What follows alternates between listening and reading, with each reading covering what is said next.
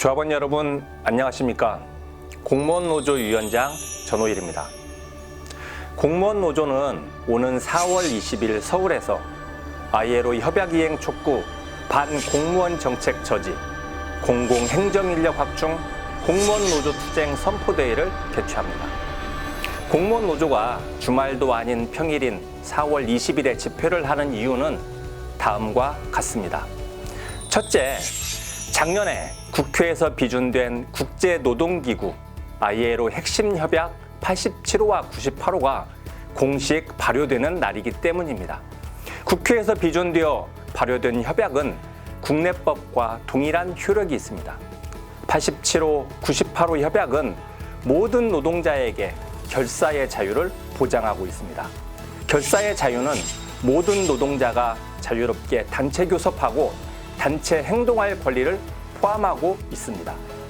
또한 노동자가 자신의 노동권과 정치 자유 보장을 위해 정당이나 정치단체로 결사할 수 있는 권리를 보장하는 협약입니다. 하지만 국내법은 어떻습니까? 공무원의 노조할 권리는 각종 직무에 따라 여전히 제한되어 있습니다.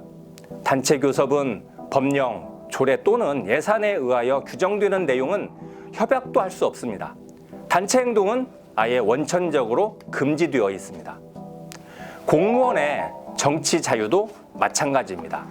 공무원 노동자의 권리를 저해하는 정당이나 정치인에게 우리는 반대할 권리가 없습니다. 정당에 가입하거나 선거운동을 하거나 후원도 금지되어 있고 심지어는 SNS에 좋아요 누르는 것도 처벌합니다. 그래서 4월 22일 ILO 협약이 공식 발효되는 날에 우리 공무원 노조가 ILO 협약 이행을 촉구하며 노동 3권과 정치 자유 보장을 요구하는 것입니다.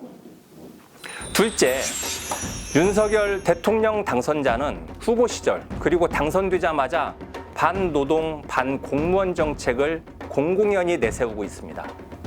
OECD 노인 빈곤율, 자살률 압도적 1위인 대한민국에서 연금을 개혁하겠다고 합니다. 공무원과 국민의 노후는 안중에도 없습니다. 또한 코로나로 일선 현장에서는 인력이 부족하여 과로로 쓰러지고 있는데 작은 정부 이야기하며 공무원 수를 오히려 줄이겠다고 합니다. 공무원 호봉제를 폐지하고 공직사회 경쟁을 부추기고 줄 세우기를 강요하는 성과급제와 직무급제를 강화하겠다고 으름장을 놓고 있습니다. 결국 이런 반공무원 정책은 공무원 퇴출제와 인력 감축으로 이어질 것이 불보듯 뻔합니다. 따라서 공무원 노조의 모든 간부들이 한데 모여 윤석열 인수위의 공적연금을 강화하고 공공행정인력 확충하라는 우리의 요구를 명확히 전달해야 합니다. 셋째, 4월 20일은 2022년 공무원 노조 대정부 투쟁을 선포하는 자리입니다.